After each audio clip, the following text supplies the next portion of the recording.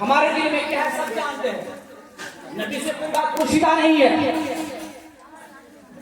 نبی سے کوئی بات پوشیدہ نہیں ہے، ہم کیا کرتے ہیں نبی سب جانتے ہیں، ہمارا کیا ہونے والا ہے سب جانتے ہیں۔ میرے نبی نے فرمایا سالبہ تم غریب ہو، تم محتاج ہو، تم مسکین ہو، تم اسی پر صبر کرو، اسی کو لے کر رہو۔ تمہارے لیے مالدار بننا اچھا نہیں ہے، صبر کرو۔ تم غریب ہو، غریب میں رہو، تمہارے لیے مالداری ٹھیک نہیں ہے۔ سارے وزیر پر آ رہا، اسراف کرتا رہا، یا رسول اللہ میں غریب تھا، میری ایک راس تھی، لیکن آج راس کی پاس ہو گئی ہے، میں لیے میں نہیں جاؤں گا، ہے کہ نہیں؟ جانتے تھے کہ نبی کے پاس مانگنے سے نبی عطا فرماتے ہیں، اور رحمت للعالمین ہے، اس کی ایک مزاج کرم سے عمر فاروق لے کر آ جاتے ہیں، ابدا کو آلہ بنا دیتے ہیں، ذرا کو عطا کروا دیتے ہیں۔ صحابہ عقیدہ تھا کہ نبی کی بارگاہ میں مانگنے سے ضرور عطا فرمائیں گے۔ نبی کی بارگاہ میں اس بات کہتے کیا گیا کہ میں لوٹا تو ہی جاؤں گا، ہے نا؟ صحابہ کی بڑا دریا دل ہوتے تھے۔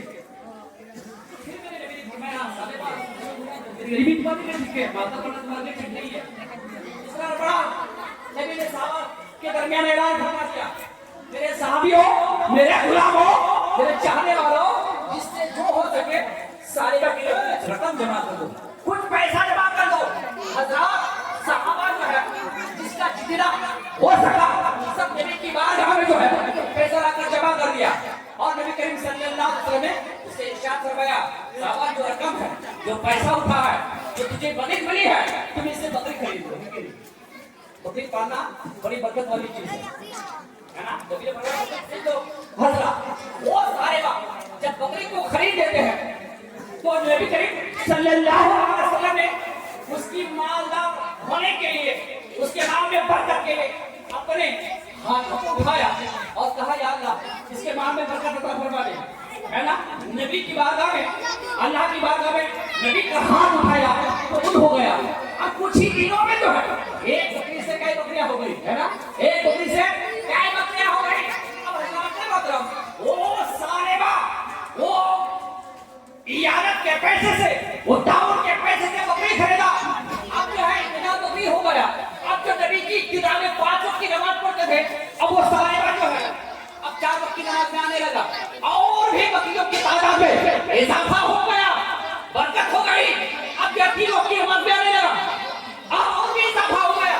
اب 2 وقت کی ابتدا میں جو ہے نبی کی ابتدا میں نماز پڑھنے لگا، اسی طرح سے پہلے 4 پھر 5 3 پھر 2، دھیرے دھیرے 1 وقت، دھیرے دھیرے ایسے بکریوں میں تعداد میں اضافہ ہو گیا۔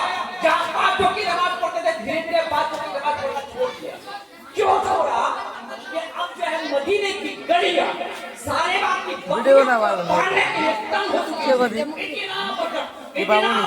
اتنی بکریوں کی تعداد ہو گئی۔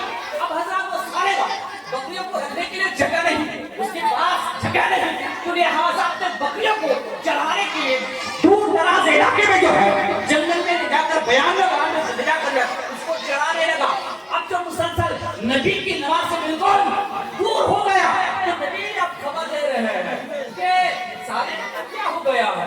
پہلے تو 5 وقت کی نماز پڑھتا تھا، اب تو ہے 5 وقت کی نماز تو کیا، پھر 4 وقت کی نماز میں آ گیا، پھر 3 وقت کی آ گیا، پھر 2، دھیرے دھیرے جو ہے 5 وقت کی نماز میں غائب ہو گیا۔ صحابہ سے خبر گیا، صحابہ نے عرض کیا یا رسول اللہ صلی اللہ علیہ وسلم کے پاس اتنی دولت آ گئی ہے، اتنی بکریوں کی ریوڑیں ہو گئی ہے، مدینے کی گلیاں اس کے لیے چھوڑ دی گئی ہے۔ 10 মিনিট হবে না রে আমি হারে দেবো সব করে দেবো রাজি হবে না আর বেশি বেশি টাকা কাট দিব দে দে কहीं पर तो कोई चला रहा है, अब नमाज पढ़ता है कि नहीं पढ़ता है, अल्लाह अगर अरे छोड़ी छोड़ी छोड़ी चलो उसी पीरियड में जो है मैं बताऊं क्या ज़कात का हुक्म हुआ। जिसके पास दौलत है, जिसके पास माल है, जिसके पास जान है, जिसके पास जवाब है, वो ज़कात अदा करे। ज़कात का हुक्म नाज़िल हो रही था कि मेरे नबी सल्लल्लाहु अलैहि वसल्लम ने एक कासिम, एक पियान को भेजा, इसके पास वो सालिबा के पास जो जंगल में बकरियां चराया करता था, कि देखो कि नबी करीम सल्लल्लाहु अलैहि वसल्लम ने तुम्हारे पास जो है पैगाम भेजा है तुम्हारे पास इतनी बकरियां आ गई है कि तुम पर ज़कात खर्च हो गया है। नबी ने फरमाया है कि तुम ज़कात अदा करो। अब वो साहिबा गरीब था ना, उसका ईमान बड़ा मजबूत था। आज दौलत आ गई है, आज उसके पास बकरियों के रेबा हो गए हैं, आज इसका ईमान बड़ा दबाना नजर आ रहा है। वो साहिबा कह रहा है कि देखो मैंने तुझे बकरियों की तादाद को अपनी मेहनत अपनी मुशक्कत से इजाफा किया है। ये इस्लाम में कैसा कानून है कि हमारे हाथ रुक रहा मेरे नबी ने फरमाया था ना कि तुम गरीब हो तो गरीबी तुम्हारे लिए बेहतर है, तुम अमीर की तमन्ना मत करो। मेरे नबी जानते थे कि सालेमा के पास जब दौलत आएगी ना इसका ईमान बदल जाएगा।